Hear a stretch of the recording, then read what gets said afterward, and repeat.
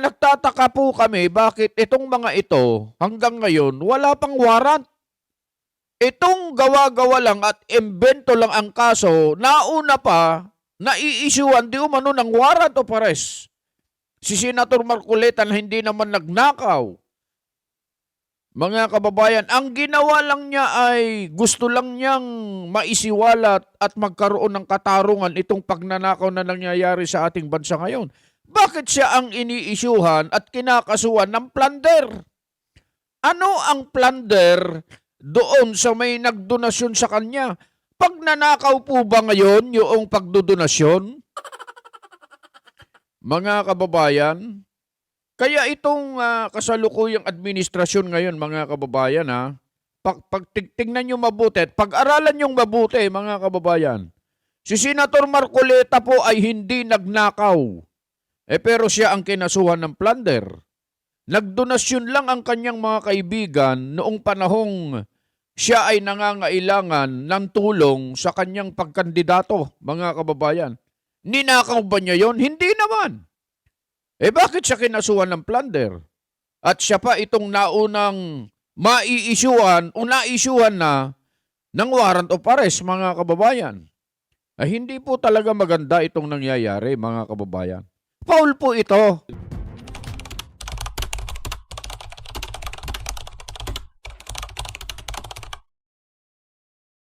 Pagbati po sa inyong lahat, mga kababayan at mga mahal po naming taga-subaybay. Ako po si Just Vlog. Rekta na kagad tayo, mga kababayan. Si NBI Director Matibag ay pumalag doon sa nababasa niya at nakikita niya na post sa social media na sinasabing siya ay takot na ihain ang warrant of arrest laban kay Senator Rodante Marcoleta, mga kababayan. Ito ay pinalagan niya sa pamamagitan ng pagsasagawa ng press con, mga kababayan. At sinasabi niya rito, mga kababayan, na hindi daw po totoo yung kumakalat po sa social media na siya ay takot na maghain ng warrant laban kay Senator Rodante Marcoleta. Maganda siguro panoorin natin to para nang sa ganun ay malaman natin kung ano'y sinasabi ni Director Matibag, mga kababayan. Ang trabaho ng NBI Law Enforcement, pag may dumating sa aming warrant of arrest, we will enforce it no matter what. Nakita nyo naman yung nangyari sa Senado kasi we want. Ayun, nakita nyo naman anya ang nangyari sa Senado.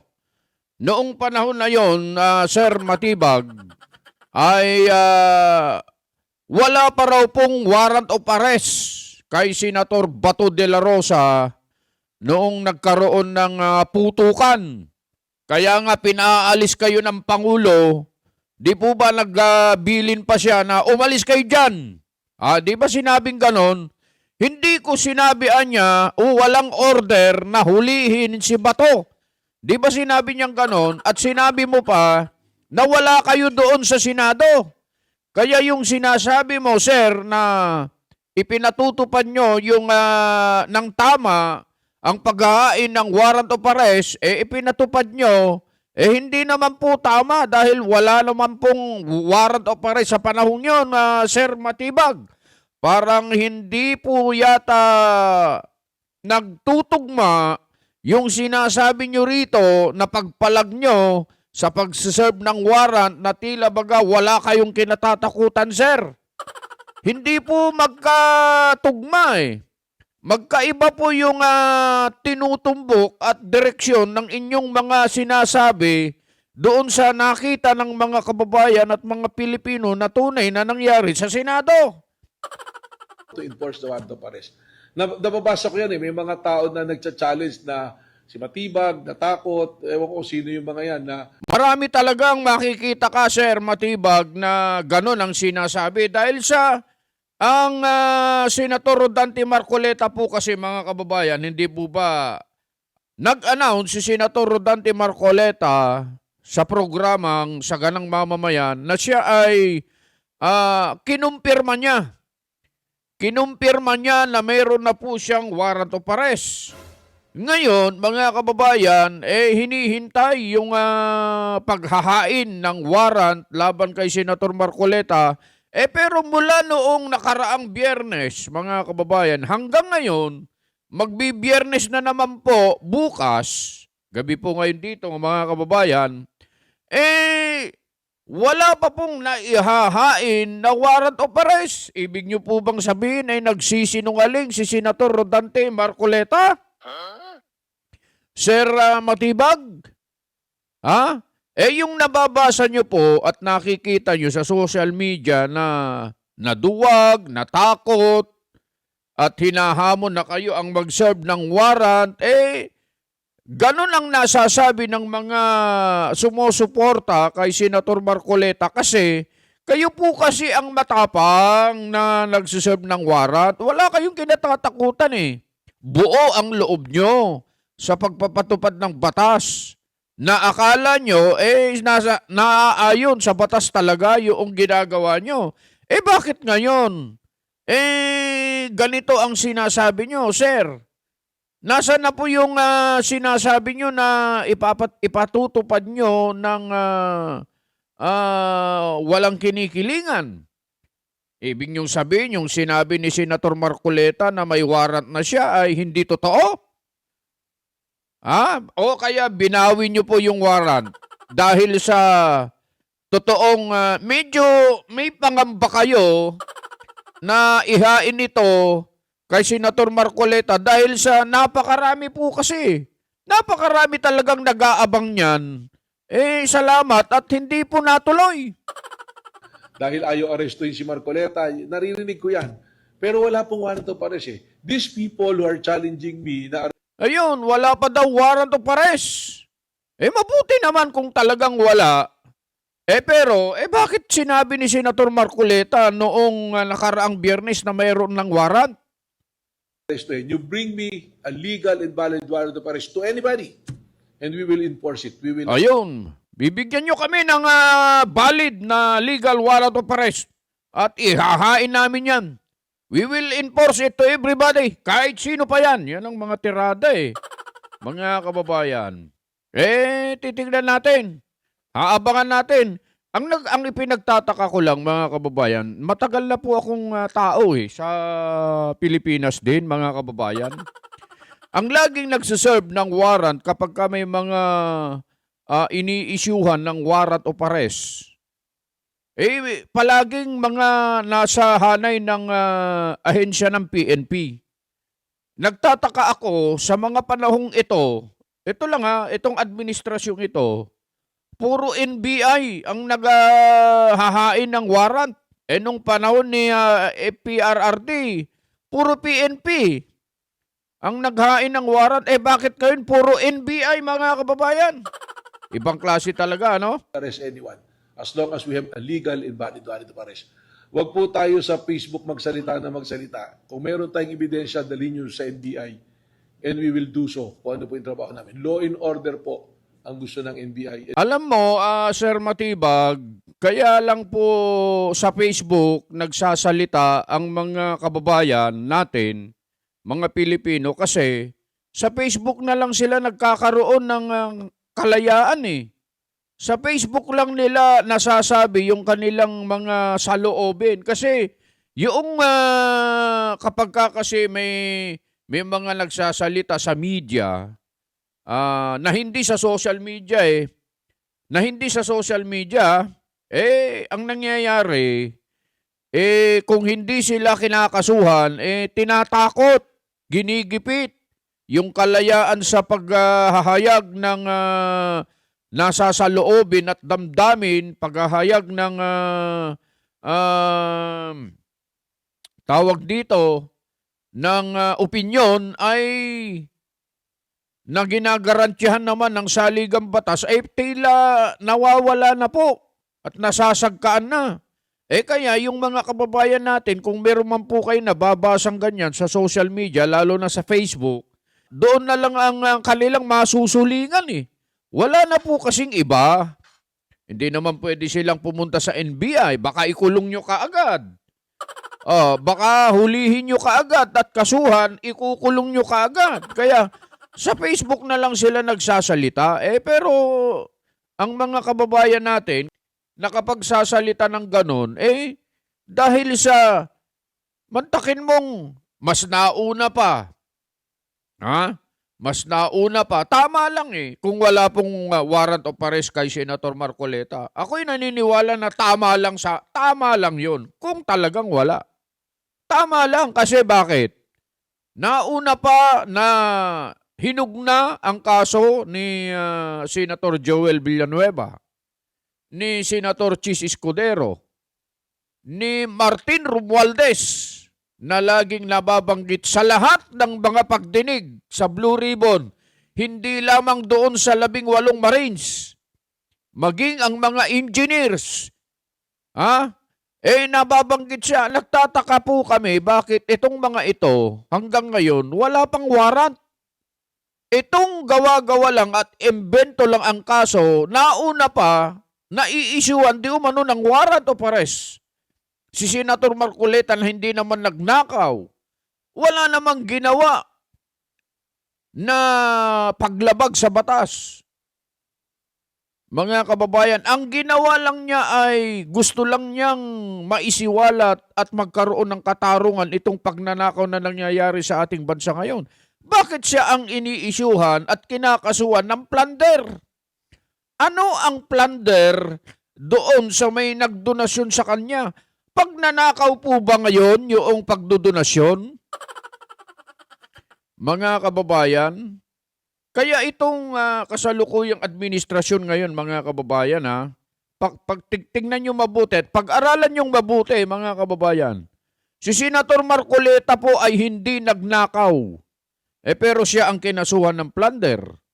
Nagdonasyon lang ang kanyang mga kaibigan noong panahong siya ay nangangailangan ng tulong sa kanyang pagkandidato, mga kababayan. Ninakaw ba niya yon? Hindi naman. Bakit siya kinasuhan ng plunder? At siya pa itong naunang mai-issuean o na-issuean na ng warrant of arrest, mga kababayan. Hindi po talaga maganda itong nangyayari, mga kababayan. Foul po ito. We will enforce the law no matter what. We will enforce the law no matter what. Sana, Sir Matibag, kami po ay nananawagan po sa inyo. Sana, yung sinasabi nyo na we will enforce the law no matter what, maniniwala lang po kami sa inyo, sir. Pagka inisyuhan nyo na po ng warrant of arrest at inihain nyo na kay Senator Joel Villanueva, Chis Escudero, Martin Romualdez, at sa iba pa na mga nababanggit. Huwag na natin isama yung 18 Marines kung ayaw nyo. Yung kanilang testimony, doon na lang sa Blue Ribbon, doon sa mga engineers na nagsabi sa pangalan ni Martin Romualdez at itong si Diskaya na lang. Huwag na yung mga Marines. Bakit hindi ninyo hulihin? Bakit hindi nyo isyuhan ng warrant? Bakit hindi nyo ikulong din? Ito yung mga lantaran talaga na meron ng kaso at sinabi ng ombudsman na hinugna itong mga kaso nila. Bakit hindi ninyo pinapansin? Alam nyo mga kababayan, si Mike Defensor, hindi natatakot dito kay Director Matibag. Matindi yung post niya dun sa Facebook account ni Mike Defensor, mga kababayan. Basahin nyo. Yung post niya dun na may aso. Talagang binira niya si Director Matibag doon, mga kababayan. Kasi naman, halatado naman po kasi. Hindi natin masisisi yung isang tao naman na magsalita ng ganun. Kasi halatang halata naman po kasi, mga kababayan. Iwanan na natin yan. Dito naman tayo. Ang isyong ito ay napapanahon, mga kababayan. Bakit? Itong nangyari doon sa Tacloban na yung nangyari doon sa eskwelahan sa Tacloban, mga kababayan, tungkol sa mga bata na yon, hindi kasi pwedeng sabihin ng diretso rito, mga kababayan, kasi gumawa kami ng content nung nakaraan, mga kababayan, nirestrict ni YouTube at hindi niya pinayagan na magkaroon ng ads. Hindi raw pwede. Kaya nga hindi ako nagbababanggit doon ng kung ano no. Pero talagang hindi tayo pinagbigyan kaya iniiwasan kong mabanggit dito yung buong detalye ng nangyari doon sa Tacloban. Ganito na lang. Napapanahon po kasi yung pangyayaring yon dito sa batas na ginawa ni Senator Kiko Pangilinan. Itong mapapanood nyo mga kababayan, hindi pa senator. Hindi pa senador noon si Erwin Tulfo.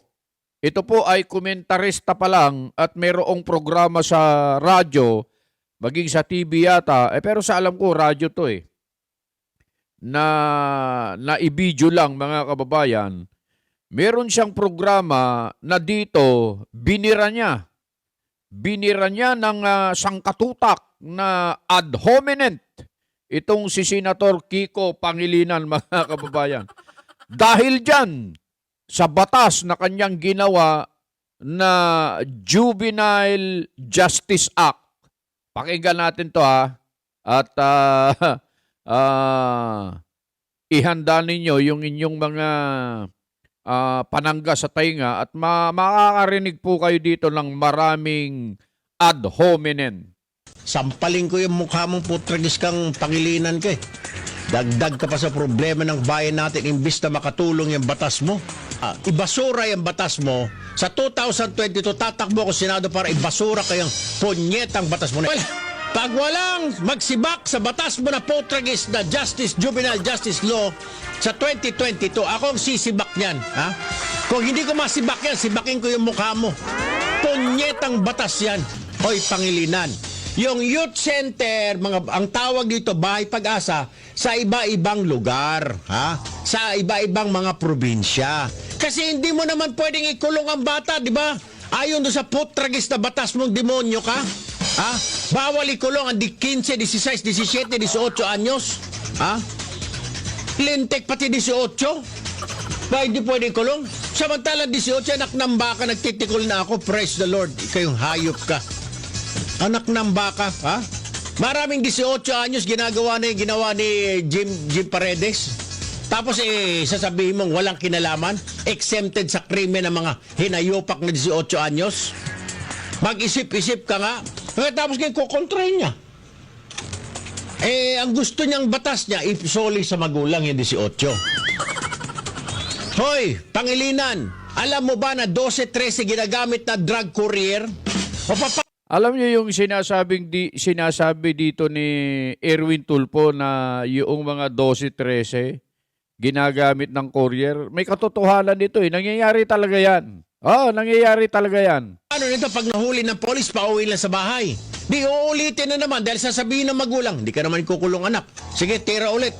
Ay biyahe mo ulit itong 3 kilo ni Kaambo papunta doon sa tsuhin mo na adik-adik. Kung hindi natin itatayo itong mga youth center, kung hindi natin itatayo itong mga bahay na pag-asa, saan natin ilalagak yung mga kabataan na gumagawa ng krimen, na lumalabag sa batas? Hindi po pwedeng sasabihin mo na wala pa sila sa maturity, hindi pa nila nalalaman ang kanilang ginagawa. 18 anyos, hindi pa alam ang ginagawa. Sampaling ko yung mukha mong puto.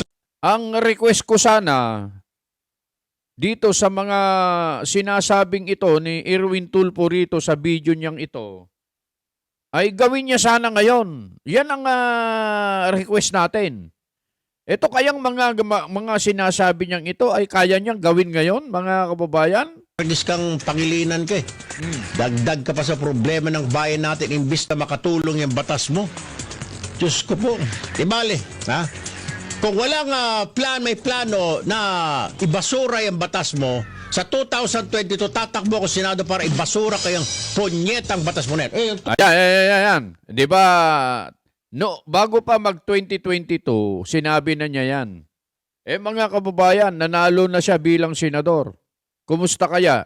Ibinasura kaya yung batas ni Senator Kiko Pangilinan tungkol dito sa Juvenile Justice Act ni Erwin Tulfo? May ginawa kaya siya dyan? Music natin, yan. Anak ng baka, baka pakabagal eh. Pag walang magsibak sa batas mo na Poltergeist na Juvenile Justice Law sa 2022, ako ang sisibak niyan. Ha? Kung hindi ko masibak yan, sibakin ko yung mukha mo. Sana ngayon si Sir Erwin. Gusto ko yan. Yung mga sinasabi mong yan, sana ngayon mo sabihin para magkaalaman. Punyetang batas yan. 18 anyos bawal ay hindi pwedeng hulihin. Ano ba naman yun? Mariosep, ang dami ng mga rapist, hold-upper, magnanako ng mga 18 anyos. Tapos ngayon, kukontra ka sa pagtatayo ng youth center na mga bahay pag-asa para ma-reform ng mga bata na yan. Mahal daw. 1 billion, napakadami. Baka hindi raw gastusin dyan. Di sumama ka sa pag-construction. Gusto mo? Mauna ka. Mauna kang magdala ka ng martilyo, lagari, sumama ka. Putres, ikaw mag-foreman. Puro kayo magaling lang kayo, puro lang kayo oposisyon, puro kayo kontra. Ay nako, yan lang alam yung trabaho nyo, puro kontra. Puro mali ang administrasyon na ito, puro may kasalanan, mali. Nung umupo ba ang Pinoy Poltergeist? Tama ba? Yung sinasabing bahay pag-asa, yun hubang paglalagaka ng mga bata na nagkasala sa lipunan, yung mga nang hold up, mga nang gahasa, nakapatay, yung mga runner na mga drug lord, kailangan may kalalagyan ito. Hindi naman po pwedeng ibalik lang natin sa magulang nila dahil hindi po matuturuan ng tama. Baka sabihin na magulang, sige anak, ulitin mo ulit. Total, hindi ka naman makukulang, ibabalik ka lang naman sa amin. Kailangan, there's a place where we can put these children. These children who are lost. These children who are being used by the syndicate. Kailangan natin. Ang problema, wala pa nga. Kumukontra ng ilan. Sino yung kumukontra? Ayun na naman. Yung kumukontra sa ROTC kasama. Si Ontiveros, si Pangilinan. Ayan. Ngayon mo sabihin yan, Sir Erwin. Banata mo ngayon si Ontiveros at Pangilinan at nang maniwala kami. Si Pangilinan nagngangaw-ngaw. Bakit daw mag-google ng 1 bilyon para sa pagpapatayo ng mga bahay pag-asa na ito? Alam mo, malapit ako mapundi. Hindi ko alam kung kailangan tuktukin ang ulo nyo para magising kayo. Diyos ko po. Anong masama na maglagay tayo ng youth center? Anong masama doon? Tanungin kita, Senator Pangilinan, where are we going to put these children who have done wrong to the society? Saan natin ilalagay ito mga bata na nagkasala sa lipunan? Mga nakapatay, mga nang-rape, mga ginamit ng sindikato na magbenta ng droga. Papauwiin lang natin? Huwag mong sabihin DSWD dahil hindi na kaya ng DSWD. Ang daming inaalagaan ng DSWD. May mga matatanda, may mga street children. Sos Mariosep, we need a place to put these children na nagkasala sa lipunan para maturuan ng tama, para madisiplina. Ewan ko ba, Diyos ko po naman Alam nyo mga kababayan, sana ngayon niya gamitin ang ganitong mga pananalita niya Oo. Kasi ang tapang-tapang pala niya noong hindi pa siya senador mga kababayan, sobrang bagsik pala niya. Pero nagtataka po kami mga kababayan at ng mga kababayan natin, bakit biglang nagbago ito? Hindi naman na ganito magsalita ito. Sana kung ganito ngayon magsalita ito at senador na siya, siguro marami pong titino. Oo, hindi lang mga gumagawa ng masama na mga nagbibisyo. Hindi lang siguro, pati mga politiko, pagka ganito magsalita ito ngayon, si Erwin Tulfo, mga kababayan. Ang problema, mula nung naging senador, hindi naman na ganito. Iba na ang kanyang mga pananalita. At ang gusto pa niya, mga kababayan, kalimutan na lang daw ang pagdinig sa Blue Ribbon, kalimutan na lang daw yung pag-imbestiga sa flood control project, mga kababayan. Yan ang mga lumalabas ngayon sa kanyang bibig, ha? Mga kababayan, ha? Hindi naman pwede yun. Naibaon na lang sa limot, Sir Erwin, yung flood control kasi trillion yan eh. Napakaraming mga proyekto ang pwedeng ipagawa. Mga paaralan, mga kalsada, tulay. Napakaraming proyekto yan, sir. Bakit mo sinasabing itigil na yan at mag-move forward na at hindi lang tayo umiikot dyan sa flood control? Bakit ganito? Di ba pwedeng ibalik mo yung mga dating pananalita mo na napakabagsik mo at dyan mo gamitin ngayon sa pagdinig sa Blue Ribbon, sa flood control? Ganyang kakatapang magsalita laban dun sa mga gumawa ng masama sa kaban ng bayan. Ang problema kasi, sir, isa ka sa nabanggit eh. Kaya siguro, sinasabi mo, nakalimutan na lang yung investigasyon sa flood control kasi isa ka sa mga nababanggit na nabigyan ng maleta, sir. Hindi naman yata tama yun, sir, na kalimutan na lang basta-basta yan. Beno, mga kababayan, alam niyo ang nangyayari sa ating bansa, kilala niyo kung sino-sino yung mga taong ito, kayo na po ang huhusga, mga kababayan. Kung ano po talaga ang motibo ng mga taong ito, kung ito ba ay makabayan, makapilipino, makatao ba ito? O doon lang sa pinaglilingkuran nilang amon nila, mga kababayan. Maraming salamat po sa inyong panonood. Ako po ang inyong lingkod, Just Vlog. Bumabati po sa inyong lahat.